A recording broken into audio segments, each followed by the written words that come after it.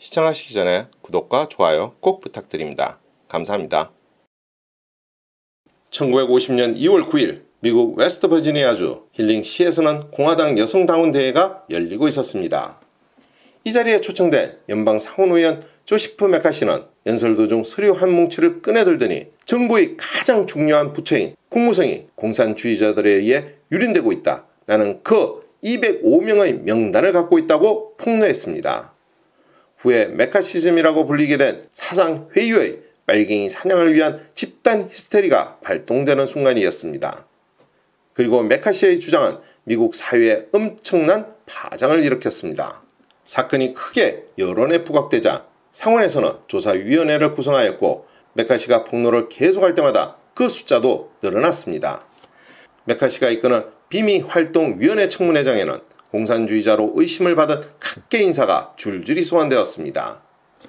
메카시는 한 걸음 더 나아가 저명한 중국학자 라티모어를 필두로 애치선, 마샬 등 민주당 정부 요인들까지 공산주의자라고 공격했습니다.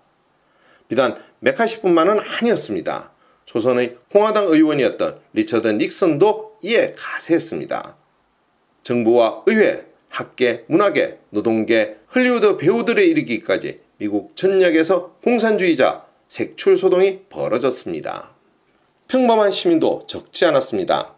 정치 캠페인에 서명했거나 마르크스 저서를 읽었다는 이유로 또는 지인이나 친척 중에 공산주의자가 있다는 이유로 불려 나온 사람도 있었습니다. 메카시가 지목하면 유력 인사도 혐의를 벗어나기 어려웠습니다. 신문들은 메카시의 폭로를 사실 여부에 관계없이 헤드라인으로 삼았으며 메카시의 폭로를 다룬 신문은 불티나게 팔려나갔고 많은 사람들이 동조하기 시작했습니다. 위스콘신주 출신의 초선 의원 메카시는 단순의 정계 최고 실세로 부상하게 됩니다. 1952년에는 상대 후보를 공산주의자로 몰아 재선에 성공하기도 했습니다.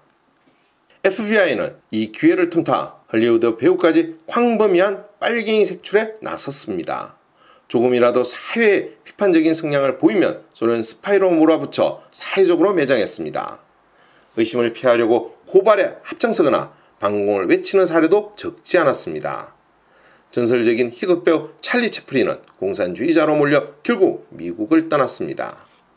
하지만 메카시가 말한 명분은 애초부터 없었습니다.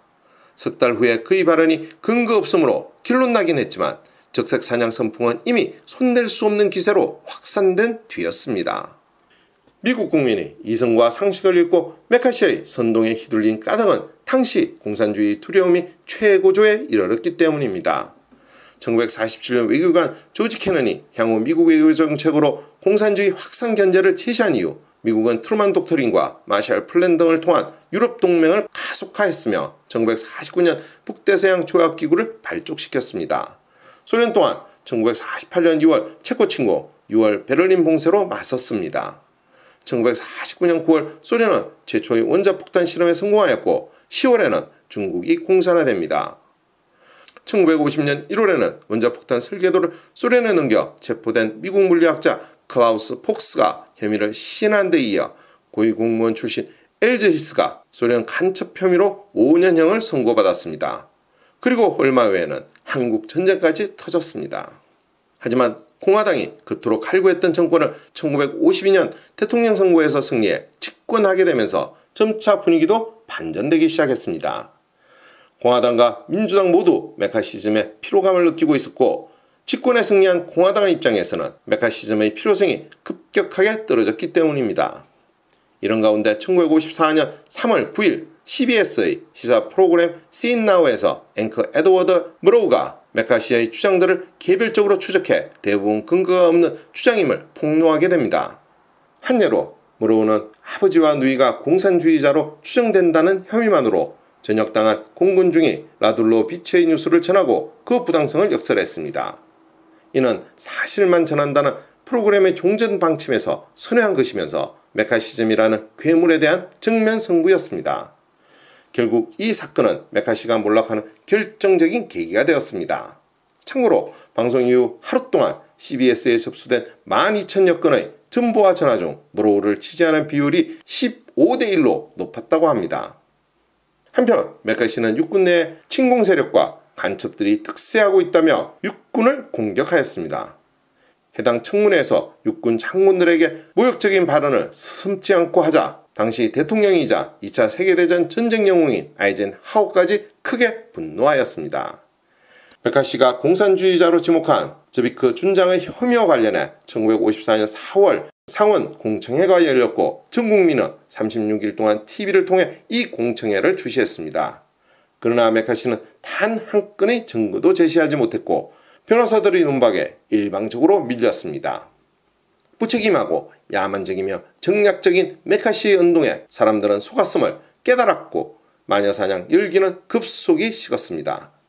곧이어 1954년 12월 2일 상원은 67대 21로 공화당 위스콘신주 상원의원 조시프 메카시에 대한 불신임을 의결했습니다. 메카시는 그 후 비스와 결혼했으나 술에 빠진 생활을 계속 3년 후인 1957년 시리 속의 알코올 중독증과 우울증으로 48세의 나이에 세상을 떠나게 됩니다. 메카시즘의 피해자 수를 정확하게 집계하기는 힘듭니다. 수백 명이 수감되었으며 1만에서 1만 2천여 명이 직업을 잃어야만 했습니다. 대부분의 경우 위원회에 소환되거나 혐의가 제기되었다는 이유만으로 해고되었습니다. 동성애 혐의도 메카시즘의 주요 공격 대상이 되었습니다. 성적 취향을 이유로 수천 명의 사람들이 괴롭힘을 당하고 취업이 거부되었습니다.